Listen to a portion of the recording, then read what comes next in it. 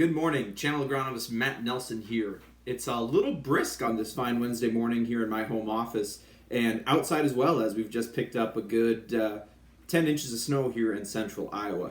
Today I wanted to tackle something I've been going through a lot the last month or so, and that is results of farmers' fall soil tests. Hopefully you all got soil tests done this fall if it was time for you to do so, and I wanted to just talk through what I look for as I'm combing through soil test results from one of my customers. So with that, let's get started.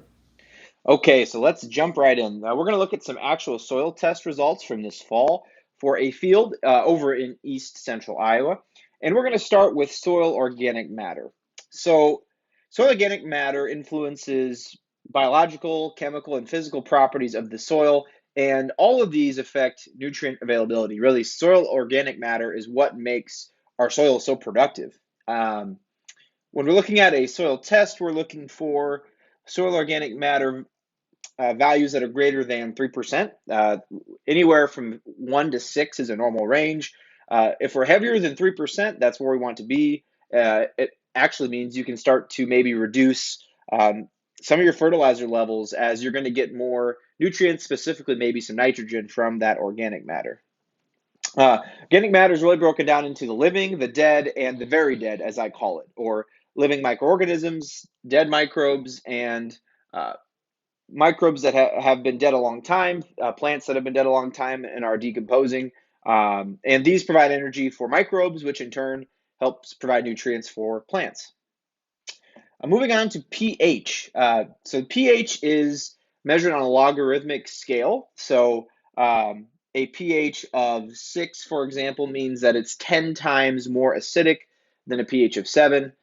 pH of 8 means that it's 10 times more alkaline than a pH of 7. So 7, of course, is neutral. We talk about row crops. 5.5 to 7 is really where we want to be, as that's where the most nutrients are available. Looking at this map here, we see some lower pHs, 5.8 and 5.9 in places, but in general, we're within that 6 to 6.5, which is pretty ideal for soybeans. pH really influences nutrient availability, as you can see by this chart. So this kind of breaks down the pH ranges in which we find most of our nutrient availabilities. You'll see for those top 6, a pH of 6 to about 7, 7.5 is where we want to be. As we start to get more acidic, we run into more availability of copper and zinc, boron, iron, and manganese. But as you look at NP and K, those lower pHs really start to affect those nutrients, and also really affects calcium and magnesium. Also, if we go too high on the pH scale, we can start to decrease availability of some of those nutrients like boron and like iron. That brings us to buffer pH. So buffer pH is different. I guess the pH for dummies, as I like to call it, is that soil pH tells you when you need to add lime, calcium carbonate, to correct your pH, but simple pH does not tell you how much to add. That is where buffer pH comes in. And what buffer pH really is the buffering capacity of your soil. It helps us describe how resistant your soil is to pH changes, and also helps us calculate how much lime we need. That's really the crux of what we use buffer pH for. And this table here actually kind of breaks down what I mean when I say that we use buffer pH to calculate how much lime you might want to add. So in this example, let's say we wanted to add, we had a buffer pH of 6.3, and our target soil pH was 6.5. In that case, if you follow those red boxes all the way down to the right of that chart, to get a pH of 6.3 to 6.5 at a 6-inch soil depth, we would need to fertilize with 4,200 pounds per acre of lime. That is what this table shows you. So again, pH tells us how acidic our soil is and when we need to add lime.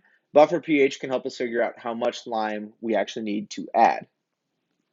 CEC is the next thing you may see on the soil test. That is the cation exchange capacity. This is measured in milliequivalents per 100 grams, which is essentially charge per volume of soil. And when we're looking at a soil map, we really want to see values over 10 parts per million. And as we look at this map, that's what we see. anywhere from 12 to 15. It's actually as high as 18 in that western part of this field. So good values for cation exchange capacity. Let's talk about what CEC actually means. So it's a fundamental soil property.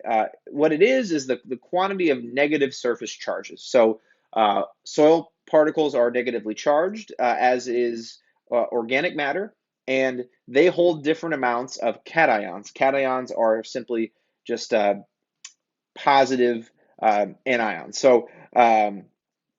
So here you can see in this breakdown, when we have a low CEC, we're holding some hydrogen, some aluminum, some magnesium, and some calcium. And as that cation exchange capacity increases, we have more what are called sites, more negative sites to hold much more positively charged particles or cations. So those are the base cations you see there that we need for nutrition: calcium, magnesium, potassium, and sodium. And we can also hold what are called the acidic cations. So those are your hydrogen, aluminum, and your ammonium. So when we talk about, how do we affect cation exchange capacity, we can do that by adding organic matter. So manure, leaving more residue in the fields, adding cover crops, all of those things can help increase organic matter over time. And increasing organic matter will not only increase your cation exchange capacity, but it will also affect your water holding capacity. And a higher CEC will also help maintain your pH, so you won't need to add lime as frequently. So cation exchange capacity is something that's really important, and I always look for that value to be over 10. I actually like it to be closer to 15 as I look at soil test results. As we talk about phosphorus, kind of a lot to unpack here. As you see at the top of this map, this says B1, so that is the Bray 1 test, or the weak Bray is what this is called. We use the Bray 1 test most commonly in acidic soils. That said, there are a bunch of other tests out there. So there's the B2, which we don't really use as often. The Malick 3 test is very, very common. We use the Malick 3 test in very acidic soils to test for micronutrients as well as P and K. There's also the Olsen P test. The Olsen test needs to be used if our pH is greater than 7.3. On the other hand, we don't want to use the Bray test if the pH is greater than 7. It works best if we're below that neutral threshold. So as we look at the soil map, what we're looking for are values from 16 to 20 or higher. So 16 to 20 parts per million is going to be optimal, and anything over 31 is what we consider very high. And so look at this map, we do see some areas where we're a little bit low on the phosphorus levels, so that would be a good place to maybe add some P by management zone, so not add it to the whole field. One thing to note is that if you do add phosphorus to, say, this whole field in this example, we expect to see a very low response, a positive response only about a quarter, 25% of the time, if we have optimum levels of phosphorus. So as you can see here, most of this field is in that very high category, not going to see any sort of a profitable response for adding phosphorus to those soils. On the other hand, we will see a definite response in those low areas. That's more of a response 60% of the time. As we talk about potassium, potassium is affected by a lot of different things, including soil moisture, compaction, and cold soils in terms of availability to plants. There's usually a lot of potassium in the soil, but very little is available. So we find three different forms: unavailable potassium, which is the vast majority of it, which is in micas and feldspars. We have slowly available potassium, which is usually found in clay, and soil tests do not measure fixed potassium. Then we have readily available potassium. So that's the soluble potassium that's in soil solution, and that's what we're measuring with this soil test. As you can see here, I've got breakdowns on what I usually look for on a parts per million basis. This field is really all over the place. We've got some spots of the field that are measuring at very low to low, a few that are optimum, and then a couple that are very high. So this field looks like it maybe be a decent candidate for management by zone based on these soil test results. The key with P and K is that they're affected by plant removal. So yield levels will affect how much P and K we're taking off, and that can vary based on the soil type, where you're at in the field, and that's what causes some of these varying levels of potassium and phosphorus across fields. Jumping over to sulfur, sulfur deficiency is really very common across Iowa. As we look at the soil test, it's important to note that currently there's really no test calibrated for Iowa. So there are tests you can run, but in Iowa, we have not really found one that calibrates and comes out and gives us a satisfactory answer. Soil test values we usually look for, though, is between 5 to 10 parts per million. I would say most soils in Iowa are deficient in sulfur to some degree, especially if you are in lower pH soils that are a little bit lighter and maybe have less organic matter. We can also find some deficiencies where we have a really heavy muck type soil. I would say that most fields can benefit from a 15-pound application of sulfur up to a 25-pound per acre application if we've got coarser soil types. So this is, again, sulfur is something you can add very easily prior to planting, and we usually see a nice response from that application. Boron, only a trace amount of boron is really needed, so deficiencies are pretty rare. There is currently no test calibrated for Iowa. Where we see deficiencies are going to be in sandy, alkaline, which are high pH soils that usually have lower amounts of organic matter.